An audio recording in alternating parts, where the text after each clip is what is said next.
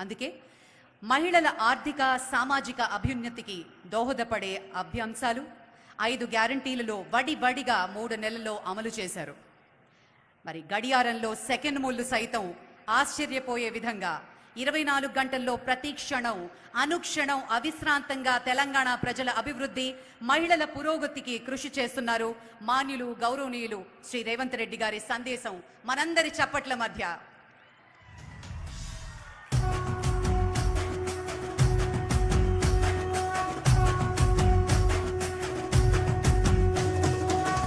రంగుల జెండా బట్టి సింగమోలే కదిలేనాడు ఒక్కరో కాంగ్రెస్ సూర్యుడు మన రాహుల్ గాంధీ నిగదీసి అడిగే మునగాడు విడు భూమిన వానైతాడు విరసాదల ధైర్యం. ఈరోజు మహిళా శక్తి సమావేశానికి సంబంధిత శాఖ మంత్రివర్యులు ధనసరి అనసూయ గారి నేతృత్వంలో రాష్ట్ర ప్రభుత్వం నిర్వహించిన ఈ కార్యక్రమానికి నాతో పాటు ముఖ్య అతిథులుగా ఉప ముఖ్యమంత్రి వర్యులు బట్టి విక్రమార్క గారు, హైదరాబాద్ నగర ఇన్ఛార్జ్ మంత్రివర్యులు పొన్నం ప్రభాకర్ గారు, రంగారెడ్డి జిల్లా ఇన్ఛార్జ్ మంత్రివర్యులు శ్రీధర్ బాబు గారు, పెద్దలు మంత్రివర్యులు దామోదర్ రాజ నరసింహ గారు, ఉత్తమ్ కుమార్ రెడ్డి గారు, పొంగులేటి శ్రీనివాస్ రెడ్డి గారు, అక్క సోదరీమణి కొండ సురేఖమ్మ గారు, అదేవిధంగా తుమ్మల నాగేశ్వరరావు గారు, కోమటిరెడ్డి వెంకటరెడ్డి గారు, మిగతా మంత్రివర్యులు, శాసనసభ్యులు, అదేవిధంగా హైదరాబాదు నగర నాయకులు, 33 జిల్లాలకు సంబంధించిన అధ్యక్షులు, మా ఆడబిడ్డలందరూ కూడా లేచి ఒక్కసారి మా ఆడబిడ్డలందరూ ఇవాళ మీ అభిమానంతో మీరు 1,00,000 మంది ఈరోజు పరేడ్ గ్రౌండ్లో కదం దొక్కితే మీ నాయకత్వం మొత్తం ఈ సమావేశంలో ఈ సభా వేదికగా తెలంగాణ రాష్ట్రానికి మేము నాయకత్వం వహిస్తామని చెప్పి ఇవాళ ఆడబిడ్డలందరూ కూడా ఇక్కడ హాజరయ్యారు. ఇవాళ నాకు చాలా సంతోషంగా ఉంది. ఎందుకంటే ఇందిరమ్మ రాజ్యం రావాలి, కాంగ్రెస్ ప్రభుత్వం ఉండాలి, అప్పుడే ఆడబిడ్డలకు న్యాయం జరుగుతుందని సెప్టెంబర్ 17 నాడు రంగారెడ్డి జిల్లా తుక్కుగూడలో మన నాయకురాలు మన అమ్మ సోనియమ్మ 6 గ్యారెంటీలను ఈ తెలంగాణ ప్రజలకు ముఖ్యంగా ఆడబిడ్డలకు హామీ ఇచ్చి మీరు కాంగ్రెస్ ప్రభుత్వాన్ని ఏర్పాటు చేయండి, 6 గ్యారెంటీలను అమలు చేసే బాధ్యత నేను తీసుకుంటాని తుక్కుగూడలో రాజీవ్ గాంధీ ప్రాంగణంలో సోనియా గాంధీ గారు మాట ఇచ్చిండ్రు. ఆడబిడ్డలందరికీ తెలుసు, 2004లో కరీంనగర్ జిల్లాకు వచ్చినప్పుడు శ్రీమతి సోనియా గాంధీ గారు 60 సంవత్సరాల ఆకాంక్ష, వందలాది తెలంగాణ బిడ్డల ఆత్మ బలిదానాలను దృష్టిలో పెట్టుకొని ఆనాడు 4 కోట్ల తెలంగాణ ప్రజలకు మాట ఇవ్వడం జరిగింది. మీరేం ఆలోచన చేస్తున్నారో మీ ఆత్మాభిమానం కోరుకుంటున్న తెలంగాణ రాష్ట్రాన్ని ఇచ్చే బాధ్యత కాంగ్రెస్ పార్టీ తీసుకుంటుంది అని ఆనాడు శ్రీమతి సోనియా గాంధీ గారు తెలంగాణ ప్రజలకు మాట ఇవ్వడం జరిగింది. ఆ మాట నిలబెట్టుకోవడం ఎంత కష్టమైందో మీకందరికీ తెలుసు. తెలంగాణ రాష్ట్రం ఇవ్వడంలో ఆంధ్రప్రదేశ్లో కాంగ్రెస్ పార్టీ మనుగడ కోల్పోయి కేంద్రంలో ప్రభుత్వాన్ని కోల్పోయి తెలంగాణ రాష్ట్రంలో ఎన్నో ఒడిదుడుకులు ఎదుర్కొన్నా మాట తప్పని మడమ తిప్పని నాయకురాలుగా మన నాయకురాలు సోనియమ్మ తెలంగాణ రాష్ట్రాన్ని ఇచ్చి ఇవాళ తెలంగాణ రాష్ట్రంలో ఎంతో మంది తల్లులు తమ బిడ్డలు తెలంగాణ కోసం ఆత్మ బలిదానం చేసుకుంటుంటే ఆ తల్లుల కడుపు కోత తెలిసి ఒక బిడ్డను కోల్పోతే తల్లికి ఎంత దుఃఖం ఉంటుందో సోనియమ్మకు తెలుసు. ఎందుకంటే తన కళ్ళ ముందల్నే తన అత్తగారిని AK-47 తుపాకీ తూటాలతోని ముష్కరులు కాల్చి చంపిండ్రు. తన భర్తను తమిళనాడులో ప్రజల మేలు కోసం పర్యటనకు పోతే మానవ బాంబులై రాజీవ్ గాంధీ గారిని బలి తీసుకుంటే కళ్ళ ముందు భర్తను కోల్పోయిన దుఃఖంతో ఇద్దరి చిన్న బిడ్డలను ఒళ్ళో పెట్టుకొని ఈ దేశానికి నాయకత్వం ఇవ్వాలి, ఈ దేశంలో ఎవరి కుటుంబం కూడా కుటుంబ సభ్యులను కోల్పోవద్దు, ఆ దుఃఖం ఎవరికి ఉండొద్దు అని ఆలోచన చేసింది మన నాయకురాలు సోనియమ్మ. అందుకే తెలంగాణ ఉద్యమంలో పిల్లలు చచ్చిపోతుంటే ఆత్మ బలిదానాలు చేసుకుంటుంటే అధికారం పోయినా పర్వాలేదు, ఆంధ్రప్రదేశ్లో పార్టీ చచ్చిపోయినా పర్వాలేదు, కేంద్రంలో అధికారం కోల్పోయినా పర్వాలేదు, ఇక ఏ తల్లి కూడా దుఃఖంతో తన బిడ్డను కోల్పోవద్దు, నేను తెలంగాణ రాష్ట్రం ఇస్తా అని చెప్పి ఇచ్చిన మాట నిలబెట్టుకొని తెలంగాణ రాష్ట్రాన్ని ఇచ్చిన మహిళా శక్తి శ్రీమతి సోనియమ్మ అని చెప్పి నేను ఈ సందర్భంగా తెలియజేస్తున్న మిత్రులారా. ఇవాళ మా అక్కలకు, మా చెల్లెళ్లకు, మా పెద్దమ్మలకు, మా అమ్మలకు నేను గుర్తు చేయదలుచుకున్నా, కాంగ్రెస్ పార్టీ అంటే ఇందిరమ్మ, కాంగ్రెస్ పార్టీ అంటే సోనియమ్మ, కాంగ్రెస్ పార్టీ అంటే ప్రియాంక గాంధీ. మరి ఇవాళ కాంగ్రెస్ పార్టీని నడుపుతున్నదే మహిళా శక్తి.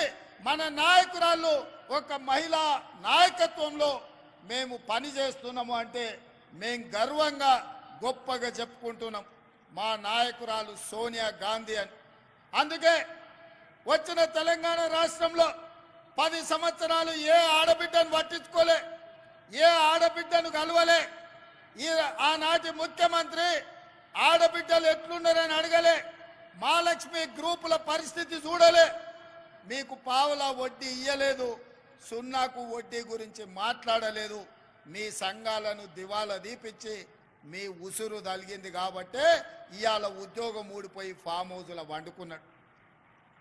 వెనకటికి మన పెద్దలు చెప్పిండ్రు, ఆడబిడ్డ కన్నీరు పెట్టద్దు, ఏ ఇంట్లో ఆడబిడ్డ కన్నీళ్లు పెట్టదో ఆ కన్నీళ్లు ఊరికే పోవు, తప్పకుండా బలి తీసుకుంటాయని.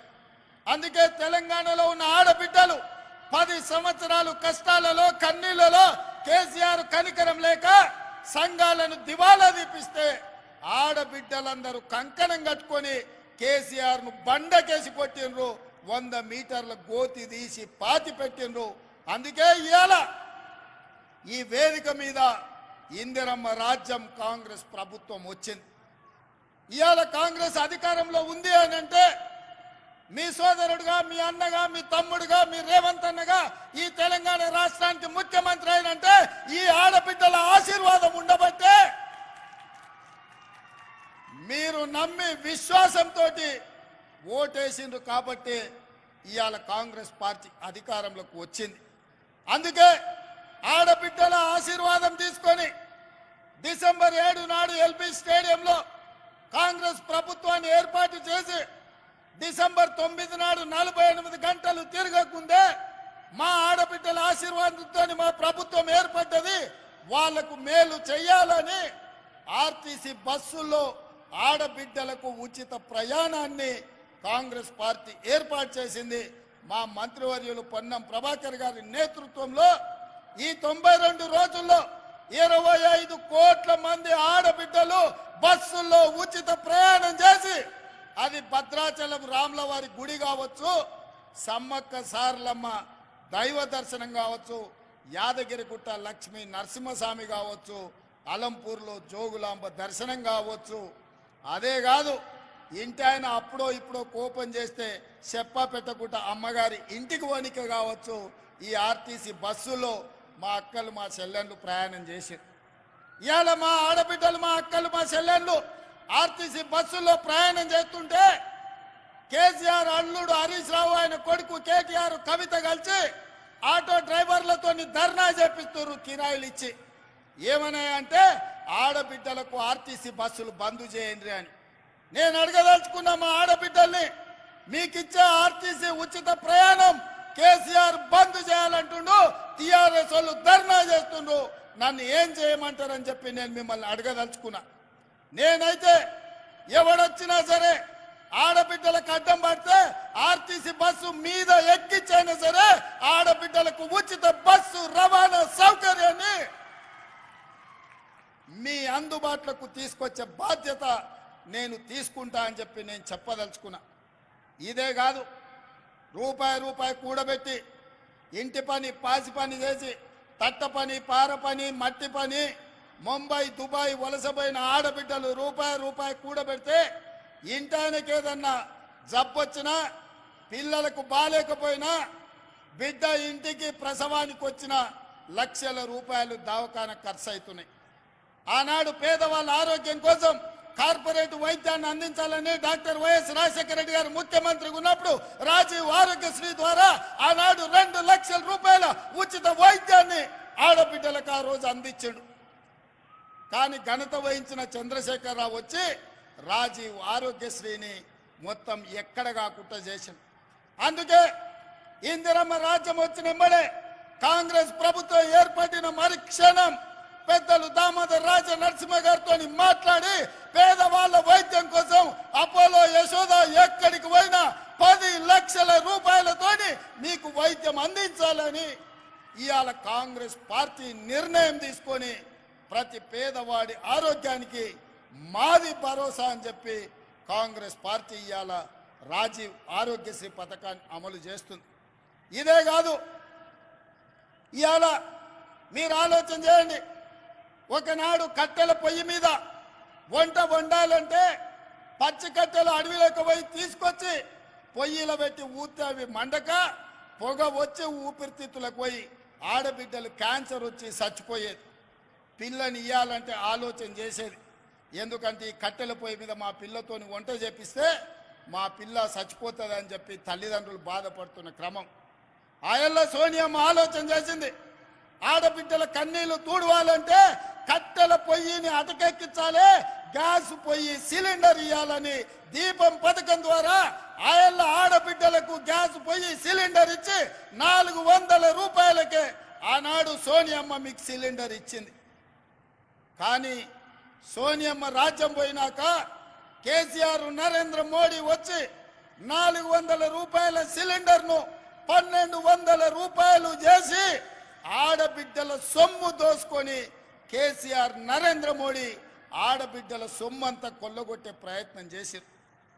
మళ్ళా గ్యాస్ పొయ్యి సిలిండర్ అటకెక్కి కట్టెల పొయ్యి మీద వండుకునే పరిస్థితి వచ్చింది. అందుకే ఆలోచన చేసి సోనియమ్మ నాకు చెప్పింది, ఆడబిడ్డల కన్నీళ్లు తూడవాలంటే గ్యాస్ పొయ్యి సిలిండరు 500 రూపాయలకే ఇవ్వాలి అని చెప్తే పెద్దలు ఉత్తమ్ కుమార్ రెడ్డి గారితో మాట్లాడి సివిల్ సప్లైస్ అధికారులతో మాట్లాడి ఇవాళ ప్రతి ఆడబిడ్డకు 500 రూపాయలకే సిలిండర్ ఇస్తున్నాము అని అంటే ఇది ఆడబిడ్డల కోసమే ప్రత్యేకంగా తీసుకొచ్చిన పథకం అని చెప్పి నేను ఈ సందర్భంగా తెలియజేయదలుచుకున్నా.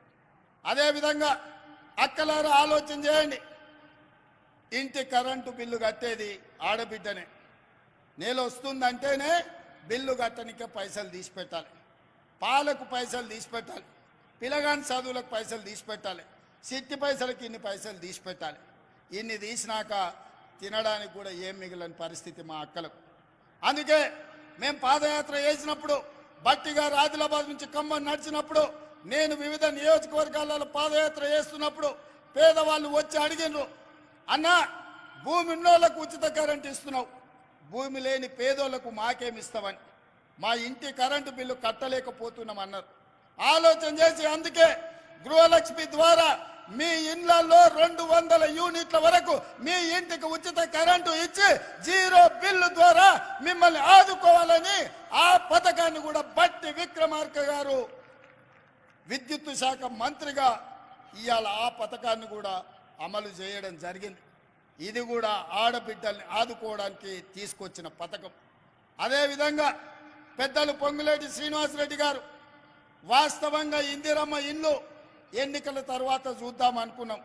ఎందుకంటే కేసీఆర్ 7 లక్షల కోట్ల రూపాయల అప్పు నా నెత్తి మీద మోపిపోయిండు, సంసారం దివాలా తీపించిండు, తాగుబోతుల సంసారం చేసిండు, ఎక్కడేమున్నదో తెలియదు, సంసారం చిల్లం పొల్లం చేసిండు, ఏందుందో తెలియదు.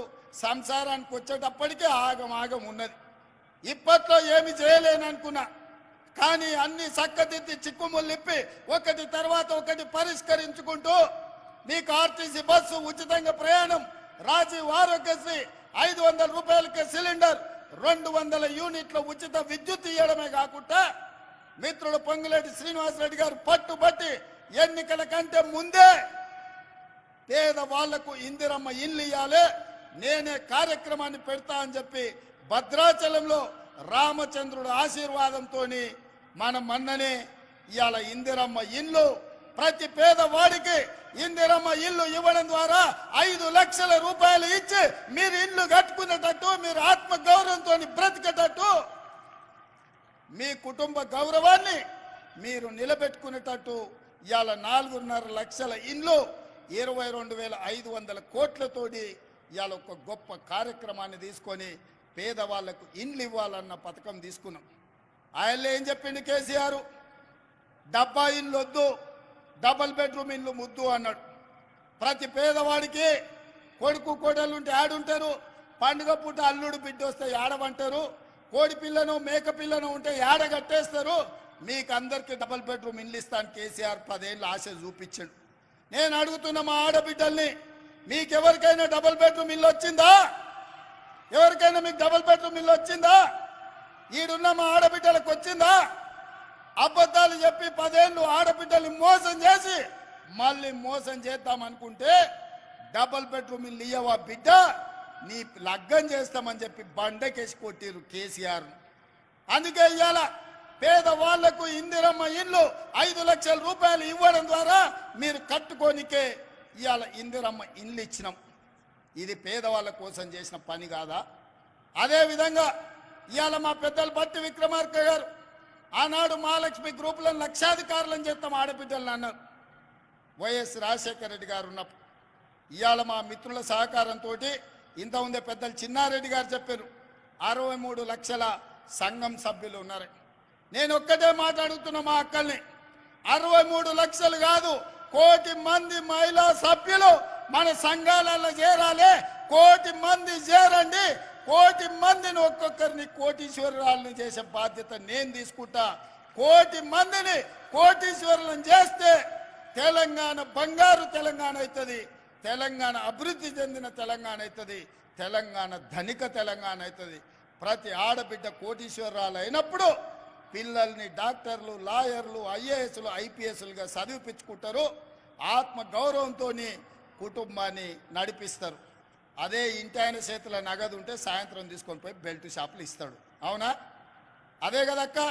అందుకే మా ఆడబిడ్డల్ని కోటీశ్వరులను చేయాలన్న ఆలోచనతోటి ఈరోజు మా అధికారులను, మా శాంతాకుమారి గారిని, చీఫ్ సెక్రటరీ గారిని, మా సందీప్ సుల్తానియాని, అదేవిధంగా అనిత రామచంద్రన్ గారిని, మా సీతక్కను, మా సురేఖక్కను అందరికీ నేను చెప్పిన, ఏది ఏమైనా పరేడ్ గ్రౌండ్లో 1,00,000 మంది ఆడబిడ్డలతో సమావేశాన్ని ఏర్పాటు చేయండి అని 48 గంటల ముందల చెప్తే 48 గంటల్లో 1,00,000 మంది ఆడబిడ్డలు పరేడ్ గ్రౌండ్లో కదం దొక్కి మహిళా శక్తిని ఇవాళ నిరూపించారు. మీ మీద నాకు సంపూర్ణమైన విశ్వాసం, నమ్మకం కలిగింది. మీరు అనుకుంటే సాధించలేనిది ఏమీ లేదు. ఇవాళ నేను మీ స్టాళ్ళు చూసినా, మీ నైపుణ్యం చూసినా, మీ కష్టం చూసినా, మీ మార్కెటింగ్ చూసినా, మీ ఆడబిడ్డలందరితోని, సంఘాలతోని, సభ్యులతో నేను మాట్లాడినా. వాళ్ళతో మాట్లాడక నాకు ఒక మాట అర్థమైంది, మీరెంత మంచి ఉత్పత్తి చేసినా మీకు అమ్ముకోవడానికి ఒక మంచి వ్యాపార కేంద్రం లేదు. ఇవాళ రేపు బట్టలు, షాపింగ్ మాల్స్, చెన్నై మాలు, ఆ మాలు, ఈ మాల్ అని పెద్ద పెద్ద లైట్లు పెట్టి వాళ్ళు అమ్ముకుంటారు. కానీ మా ఆడబిడ్డలు అమ్మాలంటే ఎక్కడ ఏమీ లేదు. అందుకే ఈ వేదిక మీద నుంచి మా అధికారులకు ఆదేశాలు ఇస్తున్నా, రాబోయే నెల రోజుల్లో శిల్పారామం పక్కన మా ఆడబిడ్డలు ఉత్పత్తి చేసిన ప్రోడక్ట్స్ అమ్ముకోవడానికి 100 షాపులు మీకు పెట్టించి మీ ఉత్పత్తులు రాష్ట్రం కాదు, జాతీయం కాదు, అంతర్జాతీయ స్థాయిలో మీ ఉత్పత్తులు అన్ని అమ్ముకునే విధంగా మీకు స్టాళ్ళు ఏర్పాటు చేపించే బాధ్యత, దానికి అవసరమైన ఏర్పాట్లు చేసే బాధ్యత నేను తీసుకుంటా. నెల రోజులు తిరిగే లోపల శిల్పారామం పక్కన మా మహాలక్ష్మి గ్రూపులకు స్టాళ్ళు ఉంటాయి. మీరు ఏమేమి తయారు చేస్తారో అవన్నీ అక్కడ టాటాలు బిర్లాలతోని అదాని అంబానీలతోని మా ఆడబిడ్డలు పోటీ పడే విధంగా మీరు తయారు చేసిన వాటిని అక్కడ అమ్ముకునే విధంగా మీకు చట్టబద్ధత కల్పించి మీకు న్యాయం చేసే విధంగా పూర్తి స్థాయిలో వ్యవస్థను ఏర్పాటు చేసే బాధ్యత నేను తీసుకుంటా. ఇవాళ నేను మీకు మాట ఇవ్వదలుచుకున్నా, 1 కోటి మందిని 5 ఏళ్ళు తిరిగే లోపల 1 కోటి మంది ఆడబిడ్డల్ని కోటీశ్వరులను చేసే బాధ్యత కాంగ్రెస్ పార్టీ ఇందిరమ్మ రాజ్యం తీసుకుంటుంది. మరి ఇవాళ కేసీఆర్, కేటీఆర్, హరీష్ రావు, కవితమ్మ అంటారు రేవంత్ రెడ్డిని ఓడగొట్టాలి, కాంగ్రెస్ను పడగొట్టాలి. నేను అడగదలుచుకున్న మా అక్కల్ని, ఏం పాపం చేసిన అక్క నేను? ఎవరిదాన్ని ఆస్తి గుంజుకున్నానా? ఎవరన్నా తల్లెలు ఏమన్నా పెట్టుకుంటే నేను గుజ్జుక తిన్నానా? పోని వాళ్ళ ఏమన్నా ఫామ్ హౌస్ నేనేమన్నా గుట్ట భూమి అడిగినా? లేకపోతే వాళ్ళు దోసుకున్న సొమ్ములు ఏమన్నా వాటా అడిగినా? ఆయనకున్న జన్వాడలు ఉన్న ఫామ్ హౌస్లు ఏమన్నా 2 రూమ్లు ఇవ్వమని అడిగినా? నేనేం చేసినా? ఆడబిడ్డల్ని బలోపేతం చేద్దామని చూసిన. ఆర్టీసీ బస్సులో ఉచిత ప్రయాణం ఇచ్చిన, ఆరోగ్యశ్రీలో 10 లక్షలు ఇచ్చిన, సిలిండర్ 500కి ఇచ్చిన, 200 యూనిట్లు ఉచితంగా కరెంట్ ఇచ్చిన, ఇల్లు కట్టుకోనికే ఇందిరమ్మ 5 లక్షల రూపాయలు ఇచ్చిన. ఇవాళ 1,00,000 మంది ఆడబిడ్డల్ని ఇడికి పిలిచి కోటీశ్వరులను చేస్తాం, మీరు 63 లక్షల సభ్యులు సంఘాలలో 1 కోటి మంది కానీ 1 కోటి మందిని కోటీశ్వరులను చేస్తా అని నేను చెప్పిన. ఇదేమన్నా తప్ప? ఇదేమన్నా మోసమా? ఇదెవరికన్నా అన్యాయమా?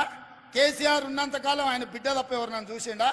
బతుకమ్మ ఆడితే ఆమెనే ఆడాలి, ఎంపీ కావాలంటే ఆమెనే కావాలి, ఎమ్మెల్సీ కావాలంటే ఆమెనే కావాలి. ఇక ఏది ఉన్నా ఆయన బిడ్డ తప్ప ఇంకోరు బిడ్డల దిక్కు చూసిండా? ఆయన బిడ్డ ఆయనకి ఎంత ముద్దో, మా అక్కల చెల్లెళ్ళు మాకంత ముద్దు కాదా? మా అక్కల చెల్లెళ్ళు బాగుండాలని మేము కోరుకుంటే తప్ప? మీ సోదరుడుగా వ్యవసాయ కుటుంబం నుంచి వచ్చిన నేను నల్లమల్ల అడవులో నుంచి అచ్చంపేట నుంచి హైదరాబాద్ వరకు వచ్చి ఇవాళ ఒక వ్యవసాయం చేసుకునే పిల్లగాని ఆ కుటుంబం నుంచి వచ్చినోని నేను ఈ రాష్ట్ర ముఖ్యమంత్రి అయితే చూసి ఓర్వలేకపోతున్నా. వాళ్ళ కడుపులో ఒకటే పుగులు అవుతుంది, అరెగ్గి వ్యవసాయం చేసుకునే వాళ్ళ పిల్లగాడు వచ్చి ముఖ్యమంత్రి అవుతాడని.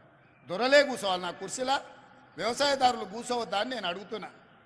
ఎందుకు ఇవాళ ప్రజలు మాకు తీర్పు ఇచ్చారు, మాకు ఓట్లు వేసారు. 93 లక్షల మంది మమ్మల్ని ఆశీర్వదించి ఆ కుర్చీలో కూర్చోబెట్టారు. ఏమన్నా అయ్య పేరు చెప్పి కూర్చున్నానా? విరాసత్తులో కూడా పుణ్యానికి ఇచ్చిండా? లేకపోతే ఎవరి ఇంట్లో నన్ను ఉంటే రాత్రి కూడా దొంగతనం చేసిన మా అక్క? బాజాబ్తా ప్రజల దగ్గరికి వెళ్ళినాం, ప్రజలకు చెప్పినాం, ఇందిరమ్మ రాజ్యం తెస్తామన్నాం, కాంగ్రెస్ అధికారంలోకి వస్తుందన్నాం, 6 గ్యారంటీలు అమలు చేస్తామన్నాం. ఆ మాట తెలంగాణ ఇచ్చిన సోనియమ్మతోని మీకు చెప్పించినాం. సోనియమ్మ మీద నమ్మకంతోని, కాంగ్రెస్ మీద భరోసాతోని ఇవాళ ఈ ప్రభుత్వాన్ని ఏర్పాటు చేసిండ్రు. మీరందరూ మీరేసిన ప్రభుత్వాన్ని, మీరు గెలిపించిన కాంగ్రెస్ను ఇవాళ పడగొడతామని చెప్పి ఫామ్ హౌస్లో చిందులు వేస్తున్నారు. నేను అడుగుతున్న అక్కలారా, చూసుకుంటూ ఊరుకుందామా? లేకపోతే సలాకి ఎర్ర గాల్చి పిర్రల మీద వాతలు పెడతామా? మీరు ఒక్కసారి చెప్పండి. నేనైతే ఒక మాట చెప్పదలుచుకున్నా, ఎవడైతే ఈ ప్రభుత్వాన్ని పడగొడతానో, ఈ ప్రభుత్వానికి ఏదన్నా నష్టం చేకూరుస్తా అంటే ఊర్లలోకి వస్తే పొరకాటలు తిరిగేసి కొట్టూరు రక్క ఎవడొచ్చినా సరే ఇంటి ముందరికి వస్తే, ఓటు అడగనికి వస్తే చేయి జాపమని రొట్టెలు చేసేటప్పుడు వస్తే సలాకి ఎర్ర గాల్చి చేతుల మీద వాతలు పెట్టారు. అప్పుడు కానీ సన్నాసులకు బుద్ధి రాదు. మీరు గెలిపించిన ప్రభుత్వం మీ అభిమానంతో అధికారంలో ఉన్న కాంగ్రెస్ పార్టీని ఇవాళ పడగొట్టాలని కేసీఆర్, నరేంద్ర మోడీ ఇవాళ కుట్ర చేస్తారు. నరేంద్ర మోడీ 10 ఏళ్ళ నుంచి మనం చూడలేదా? నరేంద్ర మోడీ కదా ప్రధానమంత్రి.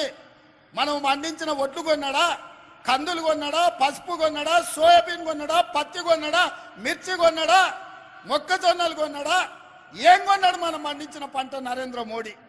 ఏం కొనకపోను రైతు వ్యతిరేక నల్ల చట్టాలు తెలిసి అదాని అంబానీలకు, అమెజాన్లకు దేశాన్ని 70 కోట్ల రైతులను తాకట్టు పెడుతుంటే లక్షలాది మంది రైతులు ఢిల్లీలో ధర్నా చేస్తే తుపాకీ తూటాలతో కాల్చి చంపినాడు నరేంద్ర మోడీ. ఇవాళ మన ప్రభుత్వాన్ని వడగొడతా అంటుండు, మన రైతులను ఆదుకున్నాడా? ఒక్కసారి ఆలోచన చేయండి. ఇవాళ సందెట్ల సడేమియాలాక బీజేపీ ఒకటి బయలుదేరాడు, మాకోసారి ఇయ్యండి. ఏందా మీకోసారి ఇయ్యనికే? 10 ఏళ్ళు మీ నరేంద్ర మోడీ ప్రధానమంత్రి కాదా? 10 ఏళ్ళు ఏం పొడిచిండ్రు మీరు? రైతు ఆదాయం 2 చేస్తా అన్నారు, ఉన్న దివాలా తీపించింది. ఇవాళ రైతులు చచ్చిపోతున్నారు. పేద ప్రతి వాడికి 2022 వరకు అందరికి ఇల్లు ఇస్తున్నారు. ఇవాళ ఇండ్లు లేక గుడిసెలలో బతుకుతున్నారు. ఇవాళ ప్రతి పేదవాడి ఖాతాల స్విస్ బ్యాంకులో ఉన్న లక్షల కోట్ల రూపాయలు తెచ్చి 15 లక్షల రూపాయలు ప్రతి పేదవాడి ఖాతా వేస్తా అన్నాడు. Silly governor వేసిండా? ఏ మాట చెప్పి ఏ మాట నిలబెట్టుకున్న నరేంద్ర మోడీ? సంవత్సరానికి 2 కోట్ల ఉద్యోగాలు ఇస్తా అన్నాడు. 10 ఏళ్ళైంది, 20 కోట్ల ఉద్యోగాలు ఇవ్వాలి. ఒకవేళ 20 కోట్ల ఉద్యోగాలు నరేంద్ర మోడీ ఇస్తే నా తెలంగాణకు 70 లక్షల ఉద్యోగాలు వస్తాయి. 30 లక్షల మంది నిరుద్యోగ యువకులు నమోదు చేయించుకొని రోడ్ల మీద తిరుగుతున్నారు. ఒక్కనికన్నా ఉద్యోగం ఇచ్చిండా నరేంద్ర మోడీ? ఇవాళ అమిత్ షా వచ్చిండట. ఏం చేస్తావా తెలంగాణను? దోపిడీ చేస్తావా? తెలంగాణలో నీకు ఓట్లు వేయాలన్నా ఏంటి చేయాలి? పార్లమెంట్లో మీ నరేంద్ర మోడీ తలుపులు మూసి తెలంగాణ ఇచ్చింది సోనియమ్మ అన్నాడు. అవును, బరాబర్ తెలంగాణ రాష్ట్రాన్ని ఇవ్వాలని సోనియమ్మ కంకణం కట్టుకొని పార్లమెంట్లో తలుపులు మూసి లైవ్లు బంద్ చేసి తెలంగాణ రాష్ట్రం ఇచ్చింది సోనియమ్మ. తెలంగాణ రాష్ట్ర ఏర్పాటుని అవహేళించిన నరేంద్ర మోడీ తెలంగాణలో ఓట్లు ఎట్లా అడుగుతావని నేను అడుగుతున్నా. తెలంగాణ ప్రజల్ని అవమానించిన తెలంగాణ ప్రజలు ఓట్లేస్తారా? ఇవాళ వీళ్ళిద్దరు కలిసి చీకట్లో ఒప్పందం చేసుకొని వాడు 9 వీడో 4 ఎంపీ అభ్యర్థులను ప్రకటించారు.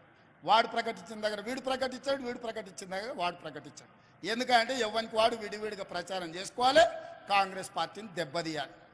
ఎంతసేపు చీకటి ఒప్పందాలే కేసీఆర్. పొద్దుటి పూట బయటకు వచ్చేది లేదు, ప్రజల్ని కలిసేది లేదు. ఇంకా కూడా సిగ్గు రాలే, మారలే, ఇంకా అట్లనే దొంగ బుద్ధే, వంకర బుద్ధే. ఎంతసేపు ఉన్న చీకటే వారాలే. అందుకే అక్కలారా, ఇవాళ 1,00,000 మందిని చూసిన నాకు నమ్మకం వచ్చింది. రాబోయే కొద్ది రోజుల్లో 10 లక్షల మందితోని మా ఆడబిడ్డలతో కవాతు చేపించి ఈ తెలంగాణ రాష్ట్రంలో ఉన్న 1 కోటి మంది ఆడబిడ్డలు కాంగ్రెస్ పార్టీతో ఉన్నారు. ఈ కాంగ్రెస్ పార్టీని, ప్రభుత్వాన్ని కంచేసి కాపాడతారు. కరెంటు వైర్లలాగా అడ్డంగా నిలబడతారు. ఇవాళ కాంగ్రెస్ వైపు ఎవడైనా కన్నెత్తి చూస్తే గుడ్లు వీకి గోటీలు ఆడుకుంటారు మా అక్కలు, మా చెల్లెళ్ళని నేను చెప్పదలుచుకున్నా. రాబోయే రోజుల్లో ఇవాళ 1,00,000 మంది పరేడ్ గ్రౌండ్లో కవాతు తొక్కిండ్రు. రాబోయే రోజుల్లో 10 లక్షల ఆడబిడ్డలతోని మా సైన్యం మీరే, మా బలగం మీరే, మా బంధువులు మీరే. రేపు ఏ కష్టం వచ్చినా మాకు అండగా నిలబడేది మీరే. మిమ్మల్ని కోటీశ్వరులను చేసే బాధ్యత మాది, నాది. మా భట్ అన్నది, మా ఉత్తమన్నది, మా సురేఖక్కది, మా సీతక్కది. వేదిక మీద ఉన్న గడ్డం ప్రసాద్ గారు స్పీకర్ గారిది. ఎందుకంటే ఆయన్నే అనుమతి ఇవ్వాలి ఎవరికి ఏది ఇచ్చినా. మైకు మాట్లాడాలన్నా, మీకు నిధులు విడుదల చేయాలన్నా గడ్డం ప్రసాద్ కుమార్ గారే చేయాలి. అందుకే ఇవాళ మిమ్మల్ని అందరిని ఒకటే మాట చెప్పదలుచుకున్నా. మిమ్మల్ని కోటీశ్వరులను చేసే వరకు విశ్రాంతి తీసుకునేదే లేదు. రాబోయే పార్లమెంట్ ఎన్నికల్లో 17లో 14 సీట్లు గెలిపించండి. 1 కోటి మందిని కోటీశ్వరులను చేసే బాధ్యత కాంగ్రెస్ పార్టీ తీసుకుంటుందని తెలియజేస్తూ మీ అందరి దగ్గర సెలవు తీసుకుంటున్నా. మీరందరు సిద్ధమేనా? సిద్ధమేనా? మా అక్కలందరూ చేయి పైకెత్తి చెప్పాలి. సిద్ధమేనా? సిద్ధమన్న వాళ్ళందరూ చేయి పైకెత్తండి. జై కాంగ్రెస్, జై జై కాంగ్రెస్. హస్తం గుర్తుకే. అక్క ఫామ్ హౌస్ లో వండుకున్న కేసీఆర్, ఢిల్లీలో ఉన్న మోడీ గుండెలు ఎదరాలి. సరేనా? గట్టిగా మహిళా శక్తి అంటే ఏందో వాళ్ళకి తెలవాలి. జై కాంగ్రెస్, జై జై కాంగ్రెస్. హస్తం గుర్తుకే, హస్తం గుర్తుకే. అందరూ జాగ్రత్తగా పోండి. 2 గంటల నుంచి మీరు ఉన్నారు నాకు తెలుసు. నిదానంగా జాగ్రత్తగా పోండి. అధికారులకు కూడా నేను ఆదేశాలు ఇస్తున్నా. ఆడబిడ్డల్ని జాగ్రత్తగా వాళ్ళ ఇంటికి చేర్చండి. ఇంటికాడ పిల్లలు ఎదురు చూస్తారు. మా అక్కలు ఇవాళ ఈటీవీ మా టీవీ సీరియల్ పోయిందని తిట్టుకుంటున్నట్టు. మళ్ళీ చూడొచ్చు అక్క, ఏం కాదు. సరేనా? మంచిదక్క, ధన్యవాదాలు.